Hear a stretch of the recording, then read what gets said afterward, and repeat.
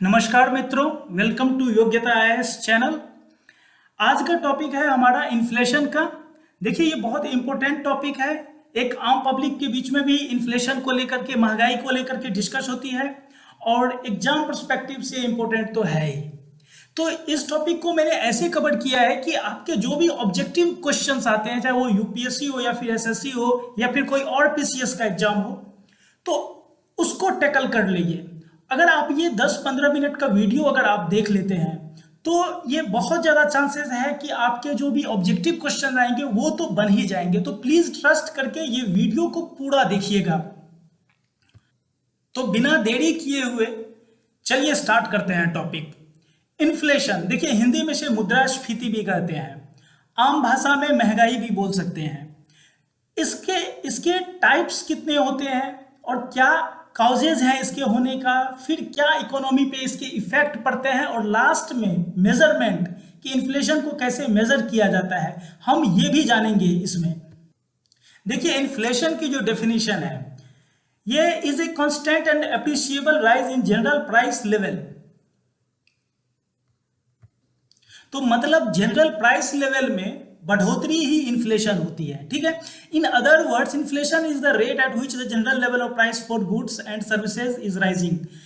तो मतलब जो भी जनरल होता है, देखिए दो तरह के इंडेक्स होते हैं, होलसेल प्राइस इंडेक्स और कंज्यूमर प्राइस इंडेक्स। वो मेजरमेंट का तरीका है, तो उस बेसिस पे भी इन्फ्लेशन को मेजर किया जाता है, ठीक है। तो यहाँ पे सबसे पहले हम टाइप्स देखते हैं, जो इन्फ्लेशन के कितने टाइप्स होते हैं बाय नेचर। इन्फ्लेशन के अब टाइप्स भी बहुत अलग अलग टाइप के होते हैं, लेकिन हम ये पहला टाइप है जो हम देख रहे हैं। तो पहला टाइप जो है वो है डिमांड पुल इन्फ्लेशन और सेकंड कॉस्ट पुश इन्फ्लेशन। देखिए, इकोनॉमी में क्या होता है कि हमेशा डिमांड और सप्लाई का एक ये इक्विलिब्रियम रहता है, ठीक है। ये इस तरह से समझिए कि एक इक्विलिब्रियम रहता है। अगर डिमांड है, यहाँ पे अगर डिमांड बढ़ जाएगी तो उस अकॉर्डिंग सप्लाई भी बढ़नी चाहिए। अगर सप्लाई नहीं बढ़ती है तो फिर वो जो होता है उसमें एक हर्डल आ जाता है इक्विलिब्रियम में, और इसलिए इन्फ्लेशन भी आती है। या फिर कॉस्ट है कि कॉस्ट ही किसी चीज का, मान के चलिए कोई रॉ मटेरियल है उसका कॉस्ट ही बढ़ गया, तो फिर उस हिसाब से डिमांड प्रभावित होती है। तो ये डिमांड और ये कॉस्ट पुश इन्फ्लेशन जो है, ये दोनों में एक इक्विलिब्रियम होता है। तो एक तो कोई भी जो हम फैक्ट्स लेंगे कि किस बेसिस पे ये हो रही है, इन्फ्लेशन हो रही है, इन्फ्लेशन या फिर डिफ्लेशन, तो वो उसका रास्ता जो है वो यही दोनों रास्ता है, मेन दोनों यही रास्ता है। या तो वो डिमांड पुल इन्फ्लेशन हुआ या फिर वो कॉस्ट पुश इन्फ्लेशन होगा। या तो पहले इसको प्रभावित करेगा या फिर पहले इसको प्रभावित करेगा। मतलब इन्फ्लेशन होने का रीजन ज्यादातर इसी दोनों में से कोई एक चीज होता है। तो यहाँ पे देखिए, एक दूसरा टाइप जो है वह वेलोसिटी, मतलब कि कितना परसेंट है उसकी इन्फ्लेशन की, कितना इंटेंसिटी है, वो जानने के लिए अगर आपको हो तो उसके लिए ये टाइप्स है। पहला है क्रीपिंग इन्फ्लेशन, मतलब कि ये माइल्ड इन्फ्लेशन भी कर सकते हैं, 1% से लेके 3% या फिर थोड़ा सा 5% भी मान के चल लीजिए, 5% तक। ये जो होता है ना, ये बहुत माइल्ड होता है। ये ऐसा इन्फ्लेशन नहीं होता है कि ये मतलब अर्थव्यवस्था को प्रभावित करे या फिर लोगों को महंगाई ऐसा हो कि लगे कि महंगाई बढ़ रही है, ये पता भी नहीं चलता है। तो ये इकोनॉमी के लिए गुड है। फिर उससे ज़्यादा बढ़ के वॉकिंग इन्फ्लेशन होता है, ये 3% to 9%। ये थोड़ा सा पता चलता है, लोगों को लगता है कि हाँ महंगाई बढ़ रही है, लेकिन ये भी इट्स ओके जैसी वाली बात है कि ये भी चल सकता है। उसके बाद आपको देखिए ये रनिंग इन्फ्लेशन, ये 10 to 20%। यहाँ पे सबसे ज़्यादा इकोनॉमी पे असर पड़ना शुरू होता है इकोनॉमी पे, यहाँ रनिंग इन्फ्लेशन से, कि ये 10% से 20%। यहाँ आपको लगेगा कि दूध के दाम बढ़ रहे हैं, गैस के दाम बढ़ रहे हैं, पेट्रोल के दाम बढ़ रहे हैं, सब्जियों के दाम बढ़ रहे हैं, बहुत ज़्यादा दाम भाग रहे हैं। ये इकोनॉमी के लिए बुरा होता है। और ये जो सबसे एक्सट्रीम केस होता है वो होता है गैलोपिंग इन्फ्लेशन, यानी कि 20% से ज़्यादा। अभी देखिए, जैसे पाकिस्तान की जो हाल है वो गैलोपिंग इन्फ्लेशन की वजह से है। मतलब कि ये अभी 30% से भी ज़्यादा हो गया, 38 या 40% के आसपास है। तो ये इन्फ्लेशन जो होता है, इसमें इकोनॉमी बिल्कुल चरमरा जाती है, तो ये बिल्कुल भी अच्छा नहीं होता है। तो ये एक तरह से दूसरा टाइप्स है बाय वेलोसिटी इन्फ्लेशन का। एक तीसरा टाइप्स हम देखते हैं, ये इसको टाइप कहना सही नहीं होगा, ये वेज प्राइस स्पाइरल है। मतलब कि ये वेज मतलब मजदूरी समझ लीजिए, मजदूरी और कीमत, ये इस दोनों के बीच में जो एक अंतर संबंध रहता है, एक रिलेशन होता है, उसे वेज प्राइस स्पाइरल से जानते हैं। इसकी वजह से भी इन्फ्लेशन होती है। देखिए क्या होता है कि वेज प्राइस इसका एक चक्र बना हुआ है, ठीक है। तो ये जो है, अगर मान के चलिए किसी वजह से वेज बढ़ा दिया जाता है, तो वेज बढ़ा अगर दिया जाता है तो ये है high labour cost leading to higher price. तो अब इसके पास ज्यादा पैसे खर्च करने के लिए आ जाते हैं, तो इस वजह से भी महंगाई बढ़ती है। और फिर महंगाई बढ़ती है तो फिर क्या होता है कि जो भी लेबर फोर्स है, वर्क फोर्स है, वो ज्यादा वेजेस के मांग करते हैं, डिमांड करते हैं कि देखिए महंगाई बहुत बढ़ गई है, इतना इससे कम में तो नहीं काम चलेगा, ये थोड़ा सा आप बढ़ाइए, वेज बढ़ाइए। तो फिर वेज बढ़ता है, फिर उसकी परचेजिंग कैपेसिटी जो होती है वो बढ़ जाती है, फिर वो इन्फ्लेशन जनरेट करता है, फिर इन्फ्लेशन जनरेट करता है। तो ये एक वेज प्राइस का, इकोनॉमिस्ट ने इसे नाम दिया वेज प्राइस स्पाइरल, मतलब कि ये एक चक्र चलता रहता है। तो एक इन्फ्लेशन का एक टाइप ये भी है। अब देखिए इसके बाद अदर्स टाइप भी है इन्फ्लेशन के, ठीक है। यहाँ पे मैंने शॉर्ट में लिख दिया है करेंसी, क्रेडिट, डेफिसिट, इंड्यूस, मतलब ये सब जो है, ये सब एक मेन फैक्टर है जो कि इन्फ्लेशन को जनरेट करता है, ठीक है। ये मैं आपको वन बाय वन समझा देता हूं। देखिए करेंसी, अगर इकोनॉमी में करेंसी का जब फ्लो बढ़ जाए तो लोगों के पास ज्यादा पैसे आ जाएंगे, तो वो ज्यादा खर्च करेंगे, तो जाहिर सी बात है डिमांड बढ़ जाएगी, करेंसी के आने से डिमांड बढ़ जाएगी। फिर क्रेडिट, अगर मान के चलिए बैंक लोन है वो इजिली कंडीशन पे मिलने लगे, जैसे आजकल बैंक वाले आतुर रहते हैं लोन देने के लिए, अगर आपका सिविल स्कोर अच्छा है तो इस सबसे क्या होता है, इकोनॉमी में करेंसी का या क्रेडिट का फ्लो बढ़ जाता है, लोगों की परचेजिंग पावर बढ़ जाती है। तो उस अकॉर्डिंग अब सप्लाई तो नहीं बढ़ रही है, तो अगर डिमांड सप्लाई में जो इक्विलिब्रियम बताया था मैंने, वो अगर डिसरप्ट होगी तो इन्फ्लेशन तो आएगा। अब देखिए ज्यादातर ऑब्जेक्टिव क्वेश्चंस जो होते हैं उसमें आपको ऑप्शन यही रहेगा, तो इसको प्लीज ध्यान से देखिए, ये ऑप्शन आपको जरूर रहेगा। अगर वो ऑब्जेक्टिव क्वेश्चन पूछते हैं कि किस वजह से इन्फ्लेशन बढ़ती है, तो यहाँ पे आपको याद रखना है कि जब भी लोगों के पास पैसे अगर आएंगे, करेंसी आएगा या फिर वो क्रेडिट फॉर्म में आएगा, तो वो इन्फ्लेशन को जरूर बढ़ाएगा। और जब गवर्नमेंट के पास पैसे जाएगा तो वो इन्फ्लेशन को घटाएगा। तो यहाँ पे हम लोग देख रहे हैं कि लोगों के पास जो पैसे जा रहे हैं, इकोनॉमी में करेंसी या क्रेडिट का जो फ्लो होता है। अब देखिए डेफिसिट इंड्यूस्ड, मतलब जो गवर्नमेंट को जो घाटा होता है, घाटा का बजट भी कहते हैं, जो बजट बनाने में मान के चलिए जितनी गवर्नमेंट के पास अकाउंट में है उनसे ज्यादा का बजट बना देती है, तो उसको वो डेफिसिट से पूरा करती है, मतलब नए करेंसी को प्रिंट करके। तो फिर वही बात होती है कि प्रोडक्शन तो उस अकॉर्डिंग बढ़ता नहीं है, तो ये एक्सेस जो करेंसी आ जाती है मार्केट में, ये इन्फ्लेशन को और बढ़ा देती है। फिर प्रॉफिट है कि अगर मान के चलिए कंपनी है ज्यादा मुनाफा कमाना चाहे कि नहीं मेरा तो इस बिजनेस में मोनोपोली है, तो हम थोड़ा सा ज्यादा भी प्रॉफिट ले सकते हैं, कोई फर्क नहीं पड़ेगा। तो अगर वो ज्यादा प्रॉफिट कमाना चाहेगा तो प्राइस ऑलरेडी बढ़ जाएगा, और प्राइस अगर बढ़ जाएगा तो वही इन्फ्लेशन हुआ। तो ये भी होता है। फिर होता है स्कार्सिटी, कि अगर किसी चीज की किल्लत हो गई, मान के चलिए कि दूध की हो गई या फिर सब्जी की हो गई, तो फिर क्या होता है ना कि वो दुकान वाला अपने मन से भी प्राइस को बढ़ाने लगता है। तो ये भी ध्यान रखना है कि स्कार्सिटी जो है ये भी जनरेट करता है इन्फ्लेशन को। और सबसे लास्ट में कि टैक्स, कि अगर मान के चलिए किसी प्रोडक्ट पे टैक्स लगा दे तो वो भी बढ़ा देता है। मान के चलिए गवर्नमेंट कुछ चीज़ों पे हाई टैक्स लगाती है, तो वो ऑलरेडी ज़्यादा महंगा हो जाता है, तो ये भी इन्फ्लेशन को जनरेट करता है। तो ये ऑब्जेक्टिव क्वेश्चंस के लिए आप ये सारे ऑप्शन को एक बार देख लीजिए, ये सारी चीज़ें बहुत इंपॉर्टेंट है, ये जरूर रहेगा आपके ऑप्शन में, और बस इसको आप अगर एलिमिनेट कर देंगे तो आपका प्रश्न जो है वो सॉल्व हो जाएगा। अब देखिए काउज ऑफ इन्फ्लेशन, कि किस वजह से इन्फ्लेशन होता है। तो वो जो इंड्यूस वाला था, जो बताया था कि मैंने जो चीज मेन फैक्टर काम करती है इन्फ्लेशन के लिए, तो वही मोटे तौर पे वही हो गया काउज भी। तो काउज ऑफ इन्फ्लेशन में है इंक्रीज इन मनी सप्लाई, मतलब वही बात है कि अगर जनता के पास पैसे का आना बढ़ेगा, उसका फ्लो बढ़ेगा, तो डिमांड बढ़ेगी, और डिमांड बढ़ेगी तो इन्फ्लेशन होगा। इंक्रीज इन डिस्पोजेबल इनकम, मतलब डिस्पोजेबल इनकम के का मतलब हुआ कि लोगों के पास खर्च करने के लिए कितने पैसे बचे हैं। ये मैंने जीडीपी वाले चैप्टर में कवर किया था, आप मेरे चैनल पे जाकर के वो देख सकते हैं डिस्पोजेबल इनकम क्या होता है। अभी समझ लीजिए कि लोगों के पास जितने पैसे आते हैं टैक्स वगैरह देने के बाद, वो होता है डिस्पोजेबल इनकम। फिर है इंक्रीज इन पब्लिक एक्सपेंडिचर। देखिए पब्लिक एक्सपेंडिचर, अब ये है कि अगर गवर्नमेंट विकास कार्य भी करती है ना ज़्यादा, तो उससे भी इन्फ्लेशन आता है।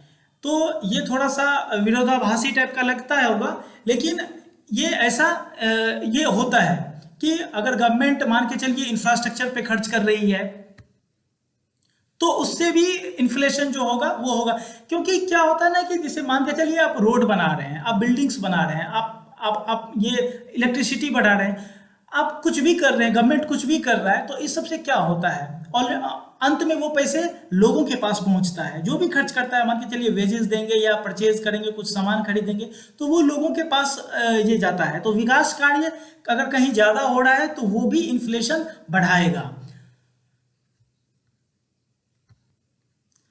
अब ये है कि कंज्यूमर स्पेंडिंग, मतलब लोगों के खर्च करने की आदत भी जो होती है वो भी इन्फ्लेशन बढ़ाती है।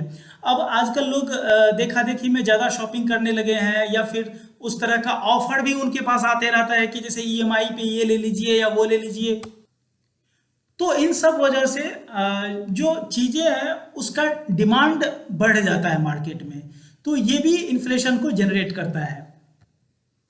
फिर चीप मनी पॉलिसी है, मतलब वही इजी लोन, अगर इजी लोन दे दिया या फिर ईएमआई पे बोल रहा है कि आप ये ले लीजिए, तो ये भी जो होता है ये भी इन्फ्लेशन के लिए अच्छा नहीं होता, और इस वजह से भी इन्फ्लेशन जनरेट होती है। तो देखिए ऑब्जेक्टिव क्वेश्चन में आपको ये सब भी ध्यान रखना है कि ये सब जिन चीज़ों से वो था कि लोगों के पास पैसे आ रहे हैं उससे भी इन्फ्लेशन होगा, अब ये सब चीज़ें जो है चीप मनी पॉलिसी या फिर स्पेंडिंग, इस सब से भी इन्फ्लेशन होता है। तो ये सब चीज़ों को भी याद रखिएगा। फिर डेफिसिट फाइनेंसिंग, जैसा समझाया था मैंने घाटे का बजट, कि गवर्नमेंट अगर करेंसी को प्रिंट कर रही है, ज़्यादा करेंसी प्रिंट कर रही है और उससे अकॉर्डिंग प्रोडक्शन नहीं हो रहा है, तो भी ये होता है कि इन्फ्लेशन इससे भी बढ़ता है। फिर ब्लैक एसेट्स है, तो ये तो ऑलरेडी बढ़ाएगा ही इन्फ्लेशन।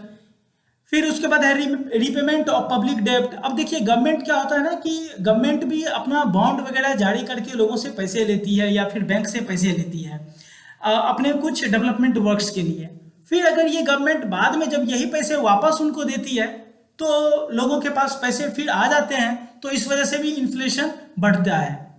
और इंक्रीज इन एक्सपोर्ट, ठीक है, अब ये देखिए एक्सपोर्ट भी करने से इन्फ्लेशन बढ़ता है कि उस चीज़ की कमी हो जाती है देश में। मान के चलिए कि गेहूं ही ले लीजिए, कि गेहूं पे ही गवर्नमेंट ने एक साल पहले कुछ बैन लगा दिया था कि इसका एक्सपोर्ट ज़्यादा नहीं करेंगे, क्योंकि इन्फ्लेशन बढ़ जाता। अगर चीज़ों की कमी हो जाएगी, सप्लाई कम हो जाएगा डोमेस्टिक मार्केट में, तो उसकी कीमत बढ़ जाएगी, वो इन्फ्लेशन होगा। तो एक्सपोर्ट करने से भी इन्फ्लेशन बढ़ता है। हाँ, उस अकॉर्डिंग अगर प्रोडक्शन भी बढ़ रहा है तो फिर और सप्लाई पे कोई फर्क नहीं पड़ता है, डिमांड एंड सप्लाई इक्विलिब्रियम पे, तो इन्फ्लेशन नहीं बढ़ सकता है, अदरवाइज इन्फ्लेशन बढ़ेगा। अब देखिए इफेक्ट्स ऑफ इन्फ्लेशन देखते हैं कि देखिए माइल्ड इन्फ्लेशन जो है ये मैंने बताया था आपको कि ये इकोनॉमी के लिए कुछ खास नहीं है, ठीक है, या फिर वॉकिंग भी है, रनिंग भी है, तो वो उसका भी एक थोड़ा बहुत इम्पैक्ट होता है। तो इसी को थोड़ा डिटेल में जानते हैं। अब ये है कि हाइपर इन्फ्लेशन, अगर इन्फ्लेशन बहुत ज़्यादा है, रिजल्ट से सीरियस डेप्रिसिएशन, कि मतलब इस सब से क्या होता है ना कि एक मंदी आ जाती है और लोगों के पास पैसे बचते नहीं है, सेविंग्स बचता नहीं है, क्योंकि अब उसको वही चीज़ लेने के लिए, 1 लीटर दूध लेने के लिए पहले अगर वो 60 रुपया में ले रहा था तो अब 200 रुपया लग रहा है। तो इससे क्या होता है ना कि लोगों के पास सेविंग्स खत्म हो जाती है।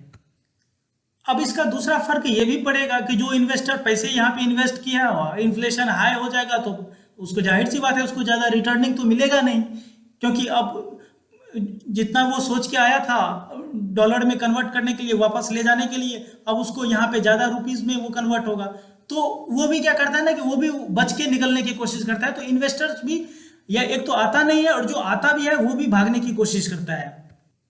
फिर ये है कि अगर इन्वेस्टमेंट कम हो गया या नहीं हो रहा है तो सीधा सा बात है कि प्रोडक्शन जो है वो और घट जाएगी, और प्रोडक्शन और घटेगा तो इन्फ्लेशन और बढ़ जाएगा। अच्छा, इन्फ्लेशन एक चीज और करता है ना कि लोग स्टॉक रखना शुरू कर देते हैं, कि दुकानदार है या फिर कोई और ये है, तो वो क्या करता है ना कि चीजों का स्टॉक रखने लगते हैं, और उसका डिमांड जो पहले से ही कम था वो और ज्यादा कम हो जाता है। इस वजह से इन्फ्लेशन जो है वो गैलोपिंग की तरफ भागने लगता है। अब इसका इफेक्ट्स देखते हैं, देखिए डिस्ट्रीब्यूशन साइड पे कि इस पे क्या, डेब्टर्स एंड क्रेडिटर्स, ठीक है, मतलब लोन देने वाला, कर्ज देने वाला, और वो उसको कर्ज को पाने वाला। अब देखिए जो कर्जदार होता है, जो डेब्टर्स होता है, ठीक है, उसको तो फायदा हो जाएगा, क्योंकि जो 10,000 रुपया उसने अगर मानकर चलिए 1 साल पहले लिया था और आज वो रिटर्न करके 12,000 उसको रिटर्न कर रहा है, तो आज 12,000 की जो वैल्यू है वो बहुत कम है। या ये मान के चलिए उस अकॉर्डिंग जब वो 10,000 लिया था उसके हिसाब से 5,000 है, तो डेब्टर्स को तो फायदा होगा। क्रेडिटर्स को, इसको अगर फायदा हुआ तो क्रेडिटर्स को लॉस होगा, ठीक है, क्योंकि अब पैसे की वैल्यू जो है, इन्फ्लेशन जो है वो ज्यादा तेजी से भाग रही है, पैसे की वैल्यू ज्यादा तेजी से गिर रही है नीचे। फिक्स इनकम ग्रुप वाले को क्या होता है कि इनकी सैलरी इन्फ्लेशन के अकॉर्डिंग तो नहीं बढ़ती है, तो इनका जो है ना सेविंग्स बिल्कुल कम हो जाता है या खत्म हो जाता है। सबसे ज्यादा सेविंग पे असर पड़ता है, तो सबसे ज्यादा असर भी फिक्स्ड इनकम ग्रुप वाले को ही मिलता है, ठीक है। अब ये है कि अगर इन्फ्लेशन माइल्ड है या थोड़ा बहुत ज़्यादा है, रनिंग है, तो इसको एंटरप्रेन्योर को थोड़ा सा एडवांटेज मिलता है, क्योंकि इससे क्या होता है ना कि जो उसके पास पहले से स्टॉक है या फिर वो आगे जो प्रोडक्शन कर रहा है उसका ज़्यादा प्राइस, उसका ज़्यादा कीमत में उसको ये वो चीज़ों को बेच सकता है। तो एंटरप्रेन्योर के लिए एक हद तक इन्फ्लेशन का अच्छा असर भी होता है, ठीक है। तो ऑब्जेक्टिव क्वेश्चन में अगर इस टाइप का है कि एंटरप्रेन्योर पे क्या असर पड़ेगा, तो आपको ये करना है कि नहीं, एंटरप्रेन्योर पे अच्छा असर पड़ता है इसका, इन्फ्लेशन का, लेकिन एक हद तक, ठीक है। अब देखिए इन्वेस्टर पर क्या असर पड़ता है।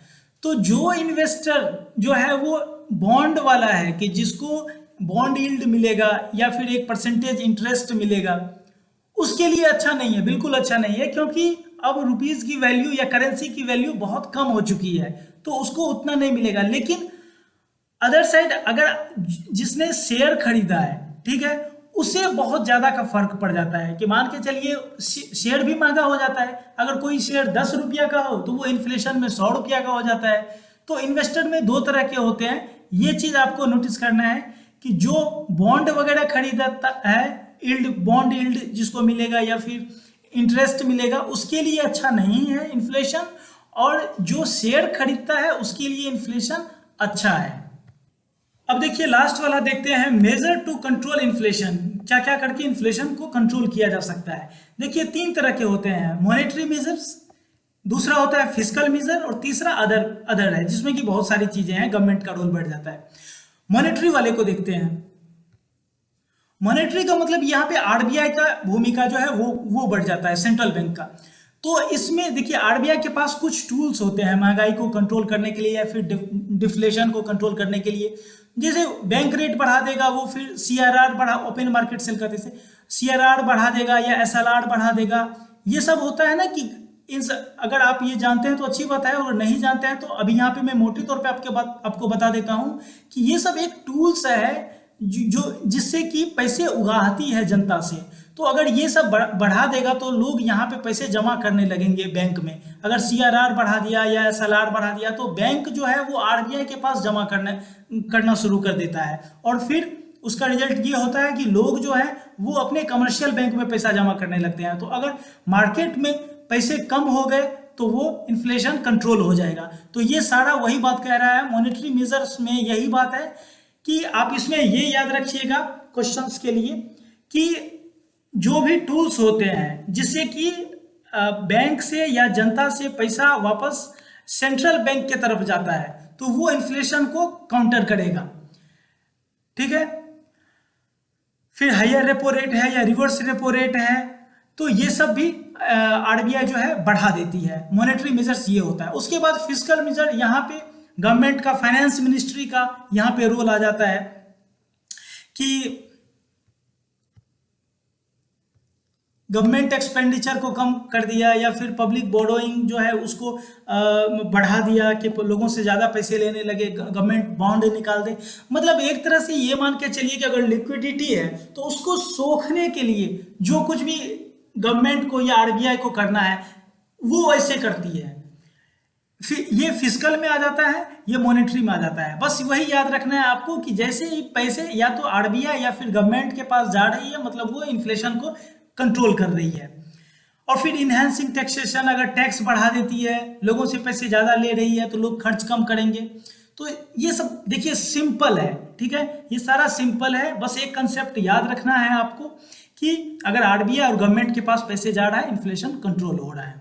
और फिर अदर मेजर्स में आपको ये गवर्नमेंट रूल निकालती है कि जैसे कमोडिटी का कोई स्टॉक ना करे, कोई ब्लैक मार्केटिंग ना करे। तो इन्फ्लेशन में इतना ही है कंट्रोल करने के लिए।